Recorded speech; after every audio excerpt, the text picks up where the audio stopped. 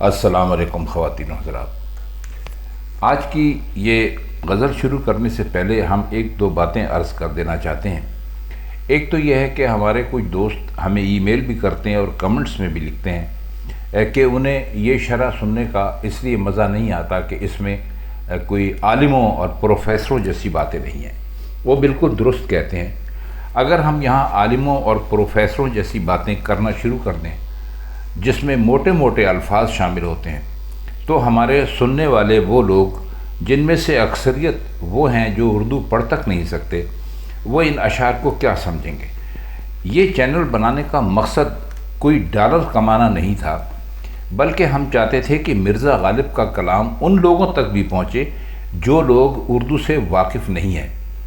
اب سوال یہ پیدا ہوتا ہے کہ جو لوگ اردو زبان سے واقف ہیں ان میں سے کتنے لوگ مرزا غالب کو سمجھ سکتے ہیں۔ یقیناً یہ تعداد بہت کم ہے، اور یہ غزلیں میر کی ہوں یا مرزا غالب کی ہوں یا فیض کی ہوں یا فراق کی ہوں، کسی کی بھی ہوں، جو ہم آپ کی خدمت میں پیش کرتے ہیں تو ان کا مقصد ہی آپ کو آسان الفاظ میں بات سمجھانا ہوتا ہے۔ ورنہ ہمارا بہت عرصے کا پڑھانے کا تجربہ ہے، ہم بھی چاہیں تو وہ الفاظ استعمال کر سکتے ہیں، لیکن ہم ان الفاظ کو اس لیے استعمال نہیں کرتے کہ ہمارے سمجھنے والوں کی سمجھ میں کچھ بھی نہیں آئے گا ہمارے سننے والوں کی۔ تو یہ ایک چھوٹی سی بات عرض کرنا تھی، اور یہ ضروری تھی کیونکہ ہمیں اس قسم کے طعنے دینے والوں کی تعداد اب دن بدن بڑھ رہی ہے۔ ہم نہیں جانتے کہ وہ ایسی باتیں کیوں کرتے ہیں، لیکن بہرحال ہم بہت آسان الفاظ میں اپنی بات جاری رکھیں گے، اور ہمیں امید ہے کہ ہمارے سننے والے کمنٹس میں اپنی رائے اس بارے میں ضرور دیں گے۔ تو چلیے آج شروع کرتے ہیں۔ مرزا غالب کی یہ غزل جو ہمارے سامنے ہے، اس میں کل 3 اشعار ہیں۔ پہلا شعر ہے: ہجوم غم سے یہاں تک سرنگونی مجھ کو حاصل ہے کہ تارے دامن و تارے نظر میں فرق مشکل ہے۔ ہجوم کہتے ہیں زیادتی کو، اور ہجوم غم کا مطلب ہے غموں کی زیادتی، غموں کا بہت زیادہ ہونا۔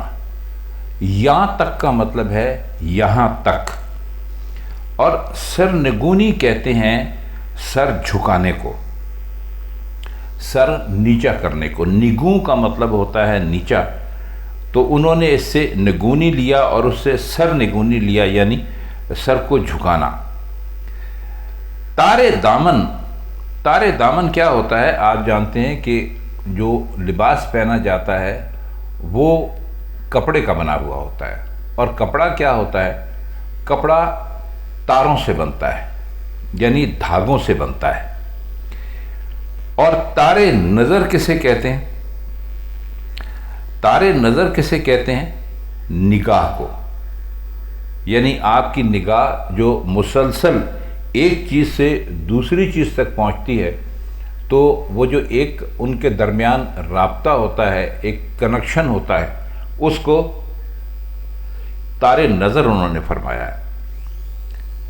تو شعر کا مطلب بہت آسان ہے کہ غم جو ہیں وہ اس قدر ہجوم کر کے آگے ہیں، یعنی فوج در فوج آ رہے ہیں، اور معلوم ہے کہ غم کی حالت میں انسان کا سر، آپ سب جانتے ہیں، بے اختیار جھک جاتا ہے۔ جب آدمی غمگین ہوتا ہے تو اکثر و بیشتر اس کا سر جھک جاتا ہے۔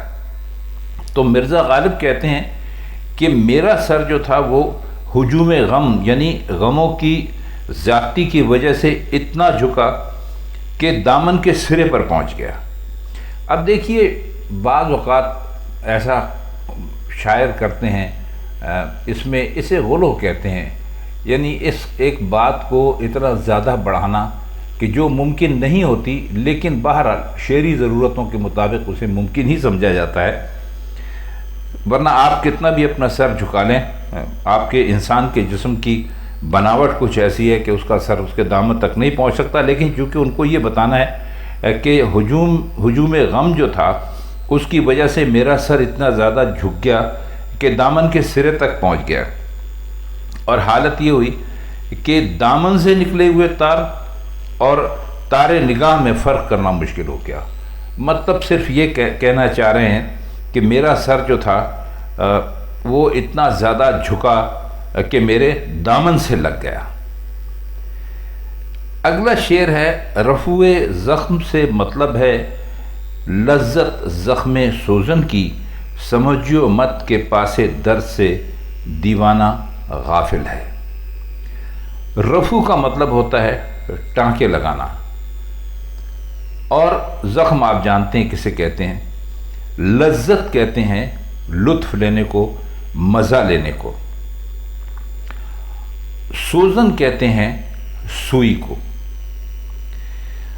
اور یہ جو لکھا ہے انہوں نے کہا ہے سمجھیو مت، تو اس کا مطلب ہے کہ سمجھنا مت۔ یہ پرانی اردو ہے، ہم آپ کو کئی مرتبہ بتلا چکے ہیں۔ اب پاسے درد کا مطلب ہے درد کا لحاظ کرنا، تو یہاں پر درد کا احساس آپ اس کو لے لیجئے۔ اور غافل کا مطلب یہ ہے جسے کسی بات کا خیال نہ ہو، جو کسی قسم کی غفلت میں پڑا ہوا ہو۔ تو فرماتے یہ ہیں کہ میں اپنے زخموں کو ٹانکے لگوا رہا ہوں۔ اب ظاہر ہے ٹانکے سوئی سے لگائے جاتے ہیں، اور کہتے ہیں کہ میرا مطلب یہ نہیں ہے کہ زخم بھر جائیں۔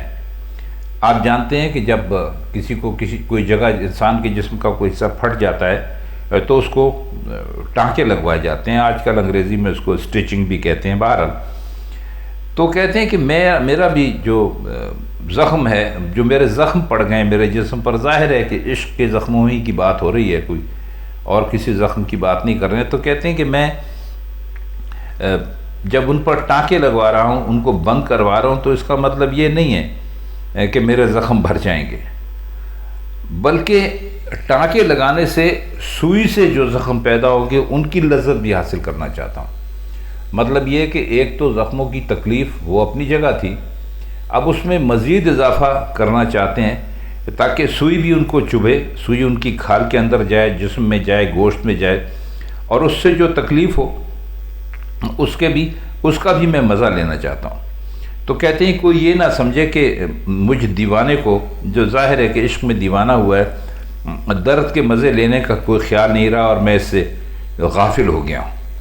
ان کے کہنے کا مطلب یہ ہے کہ مجھے جتنے بھی زیادہ تکلیفیں پہنچتی ہیں عشق میں، جتنی زیادہ رسوائیاں ہوتی ہیں، جتنا زیادہ دھتکارا جاتا ہوں، جتنے زیادہ مجھے پتھر مارے جاتے ہیں، تو میں نے اس کو ایک طرح سے ذریعہ بنا لیا ہے مزہ لینے کا۔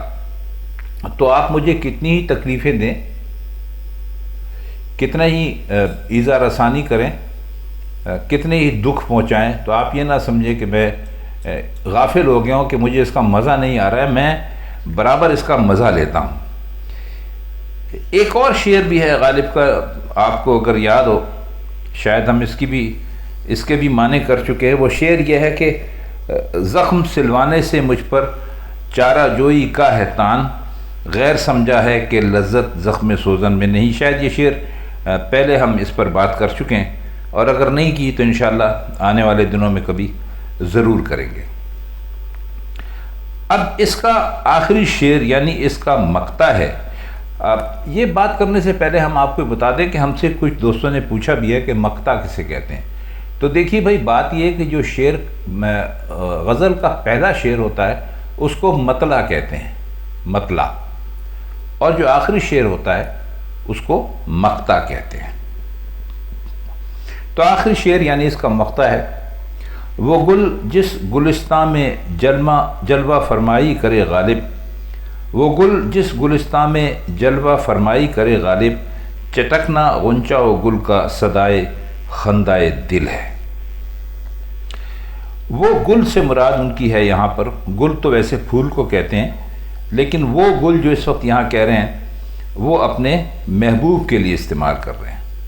اور گلستان کہتے ہیں ایک ایسی جگہ جہاں پر بہت زیادہ پھول کھلے ہوئے ہوں، آپ چمن کہہ لیجئے، باغیچہ کہہ لیجئے۔ اور جلوہ فرمائی کا مطلب ہے جہاں پر کہ وہ اپنا جلوہ دکھاتا ہے۔ اور چٹکنا آپ جانتے ہیں پھول کا، غنچے کا یا کلی کا کھلنا۔ اور صدا کہتے ہیں آواز کو، صدائے خندائے دل کا مطلب ہے دل کے ہنسنے کی آواز۔ خندہ کہتے ہیں ہنسنے کو، تو اس کا مکمل مطلب جو ہے وہ کچھ یوں بنے گا، اپنے آپ سے مخاطب ہے کہ اے غالب، میرا محبوب جس باغ میں جلوہ فرما ہو، یعنی وہ جہاں پر بیٹھا ہوا ہو یا تفریح کر رہا ہو، سیر کر رہا ہو، ٹہل رہا ہو، وہاں کی جو کلیاں ہیں ان کے چٹکنے کو دل کے ہنسنے اور باغ باغ ہونے کی آواز سمجھنا چاہیے۔ اب دل کا ہنسنا اور باغ باغ ہونا کیا ہوتا ہے؟ یعنی خوش ہونا۔